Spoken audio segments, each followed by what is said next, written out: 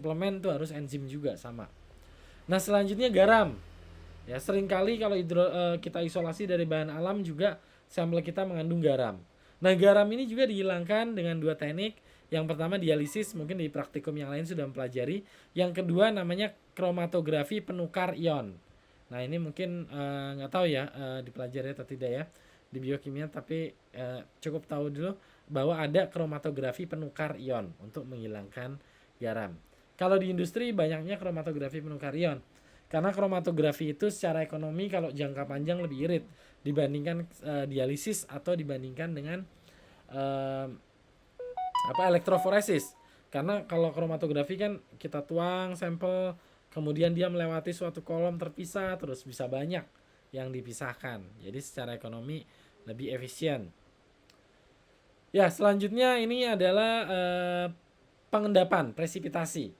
Jadi bagaimana kita memisahkan karbohidrat melalui pengendapan? Ya. Karbohidrat akan mengendap dalam alkohol air ya, artinya bukan alkohol murni, atau aseton dalam waktu semalaman. Nah, kapan kita pakai alkohol, kapan pakai aseton? Kalau untuk bahan pangan biasanya pakai alkohol. Kalau non pangan boleh pakai aseton. Nah, jadi bagaimana yang mengendap seperti apa? Kalau monosakarida, hasil pengendapannya berbentuk kristal. Kalau oligo dan polisakarida, hasil pengendapannya berbentuk amorf atau presipitat.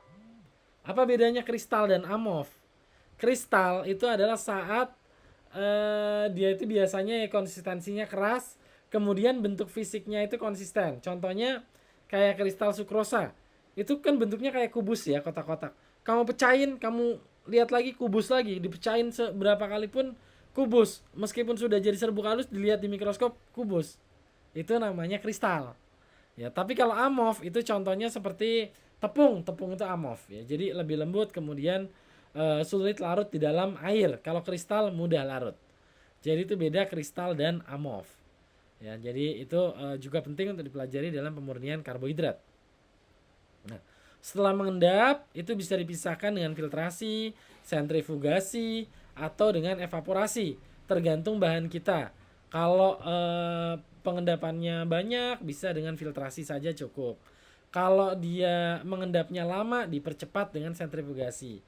Kalau dia tidak rusak karena panas, boleh dievaporasi.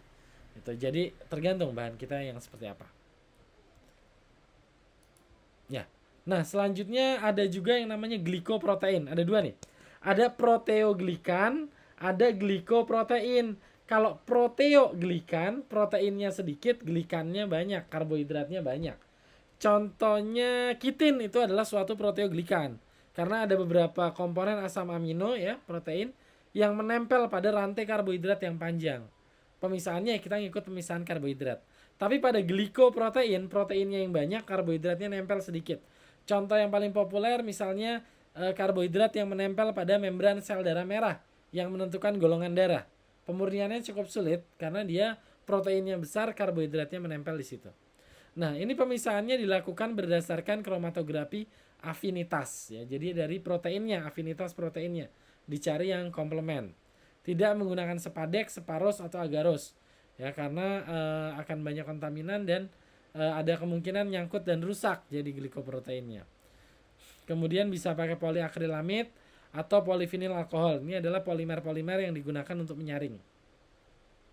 Setelah kita dapat glikoprotein yang kita inginkan, terpisah dari protein yang lain di dalam sampel, maka protein dan karbohidratnya kita potong pakai namanya enzim N-glikanase. Sehingga dia akan memotong pada ujung N yang menempel dengan karbohidrat. Jadi nanti N-nya tidak ikut di karbohidratnya.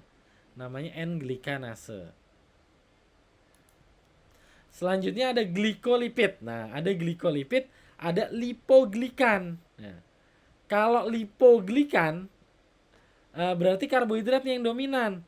Di situ menempel beberapa lipid. Nah, ini kita pemisahannya ikut pemisahan karbohidrat. Tapi kalau glikolipid, glukosanya karbohidratnya yang banyak, karbohidratnya sedikit, lipidnya yang banyak. Oleh karena itu pemisahannya ikut pemisahan lipid, yaitu dipisahkan dengan TLC, kromatografi lapis tipis, thin layer chromatography. Nah, lipid ini setelah kita dapat ya spot yang kita inginkan, kita kerik, kita larutkan lagi. Kemudian lipid yang diperoleh itu dipisahkan dengan enzim lipase. Ini lebih mudah dan lipase juga lebih banyak diperoleh ya. Sehingga itu akan lepas karbohidratnya dan bisa kita ambil. Nah, selanjutnya sih kalau lipid lebih mudah. Kenapa? Karena bisa dipisahkan berdasarkan polaritas saja. Gitu. Nah, selanjutnya ada HPLC, High Performance Liquid Chromatography. Ini sudah ya nanti pembelajarannya itu bagian dari Pak Samsul ya. Jadi untuk HPLC ini sangat bagus, metode pemisahan yang sangat bagus. Sekarang juga dijadikan gold standard untuk pemisahan-pemisahan senyawa polar, termasuk karbohidrat ini ya. Karena banyak gugus hidroksil jadi polar. Nah, hanya karbohidrat ini yang cukup rumit adalah dia menggunakan detektor yang namanya RID, Refractive Index Detector, dan menggunakan kromatografi yang reverse phase atau fase terbalik. Ya, sehingga biayanya biasanya lebih mahal.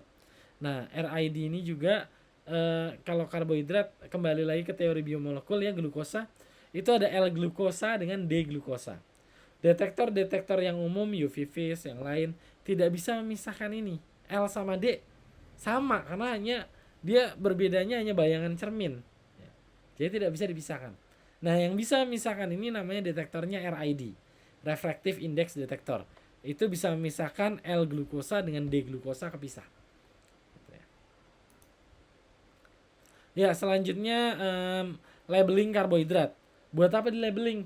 Labeling itu bisa nanti untuk pewarnaan, bisa nanti kita mempelajari metabolisme, ya macam-macam.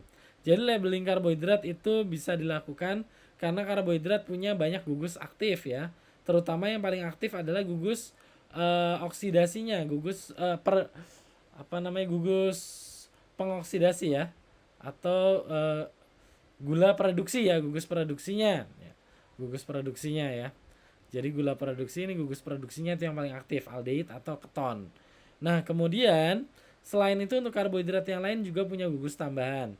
Misalnya ini ada gugus asetilamin ya.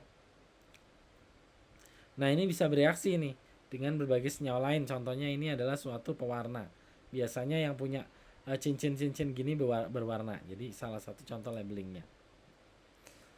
Nah, selanjutnya deteksi karbohidrat itu paling tidak ada 3 teknik deteksi yang digunakan umum untuk karbohidrat. Yang pertama deteksi optik. Nah, tadi contohnya itu refractive index. Ada 2 jenis. Kalau dulu tuh ada yang namanya RID, refractive index detector ya, dilihat gini alatnya, terus nanti ada bayangannya hitam putih itu bisa berputar. Kalau ke kiri dia L karbohidrat, kalau ke kanan D karbohidrat. Kalau tidak berputar itu namanya rasemat ya, campuran antara D dan L dalam jumlah yang sama ya, rasemat. Kalau reaksi kimia sintetis biasanya hasilnya rasemat. Kalau dari alam biasanya D. Beberapa tumbuhan membuat L karbohidrat untuk ketahanan tubuh tumbuhan tersebut. Kalau mau tahu apa itu L-karbohidrat lebih detail di tumbuhan, bisa lihat kuliah saya yang lain di biokimia tumbuhan. Nah, ini dievaluasi secara mikroskopis. Yang kedua, kolorimetri. Nah, ini yang paling populer ya, reaksi pewarnaan karbohidrat. Di praktikum juga banyak sekali dipelajari. Ada yang namanya Molis, Benedict, Fehling, Barfoot ya. Terus kemudian Osazon, terus kemudian Seliwanov, Ujiot ya. Banyak sekali uji-uji pewarnaan yang terkait dengan karbohidrat, kolorimetri. Dan yang terakhir viskositas. Karena tadi saya sampaikan, karbohidrat apabila dilarutkan dia akan membentuk larutan yang kental. Jadi kita juga bisa membedakan karbohidrat berdasarkan viskositasnya. Nah, biasanya larutan-larutan yang terdiri dari karbohidrat juga kalau jadi QC, quality control industry, acuannya ke viskositas. Misalnya kecap, madu, itu kita lihat viskositasnya ya. Nah, kemudian nih refractive index. Refractive index itu adalah nilai indeks yang menggambarkan perbandingan relatif cahaya melaju pada medium dibandingkan terhadap di air. Nah, karbohidrat memiliki kemampuan membelokkan cahaya atau merefraksikan. Makanya ada nilai refractive index. Saya tidak akan masuk dalam ke rumus-rumus, yaitu ada di fisika. Nah, kemudian evaluasi lain ya, ini yang penting untuk karbohidrat, yaitu yang namanya uji Osazon. Kenapa penting? Karena dia bisa mengidentifikasi secara spesifik ini karbohidratnya apa jika kita punya standar ya. Jadi Osazon itu adalah memanfaatkan ini reaksi Osazon yang akan membentuk ikatan dengan karbohidrat ya. Ini membentuk senyawa hidrazin atau hidrazon ya, yang kemudian berwarna kuning dan mengkristal. Nah, dari kristal-kristal itu setiap karbohidrat bentuknya berbeda. Nanti saya punya contohnya. Ya, sehingga kita bisa evaluasi. Secara forensik juga ini penting dipakai biasanya untuk identifikasi ini orang makanan terakhirnya apa. Jadi bisa ketahuan. Oh, karbohidrat dari nasi itu begini, dari kentang begini, dari mie begini, itu bisa dengan reaksi Osazon. Jadi dikorek-korek di giginya gitu, terus diwarnain, dilihat di mikroskop. Ya, ini contoh hasil pewarnaan Osazon. Ini saya ambil dari textbook, tapi saya punya yang foto asli juga, saya punya, nanti ada. Ini glukosa jadi kayak gini, glukosazon kristalnya berbentuk jarum. Kemudian maltosa ya menjadi bentuk bunga ya, maltosazon. Kemudian ini adalah galaktosa, dia mengumpul dan berbentuk jarum pendek. Kemudian ada lagi ini untuk laktosa, ini berbentuk gumpalan-gumpalan ya yang tidak terlalu tajam. Kemudian uji Benedict, juga uji yang populer. Zaman dulu untuk menentukan gula darah itu pakainya uji Benedict. Jadi darah yang diambil 10 mili. Dari 10 mili darah dapat 5 mili plasma. Ya 3 sampai 5 mili lah. Nah, dari 3 sampai 5 mili itu yang kemudian dipakai untuk uji Benedict. Jadi boros banget kan, cuma satu uji diambil 10 mili. Kalau mau 10 parameter 100 mili. Waduh, itu mah udah donor ya. Tapi sekarang kita 1000 parameter satu tetes juga bisa gitu, atau 1 mili lah, bukan satu tetes, 1 mili plasma itu udah bisa dengan alat yang namanya microarray. Atau kalau dengan ELISA ya 10 mili bisa 100 parameter lah dengan ELISA ya. Jadi ini evolusi metode pengukuran terus luar biasa pesat ya, apalagi dengan sekarang yang namanya IoT segala macam lah, itu kedepannya akan makin lebih mudah. Jadi seperti HP aja misalnya ya, sekarang bisa mengukur gula darah misalnya, nanti mungkin kedepannya kita bisa juga berbagai parameter kimia darah ya langsung diukur di sensornya misalnya, bisa seperti itu ya. Oke, next ini adalah pengukuran viskositas. Ini pengukuran klasik ya, memakai yang namanya bola. Ya saya lupa ini bola. Jadi nanti viskositas itu diukur dari kecepatan laju air antara titik C dan D di sini. Diukur manual.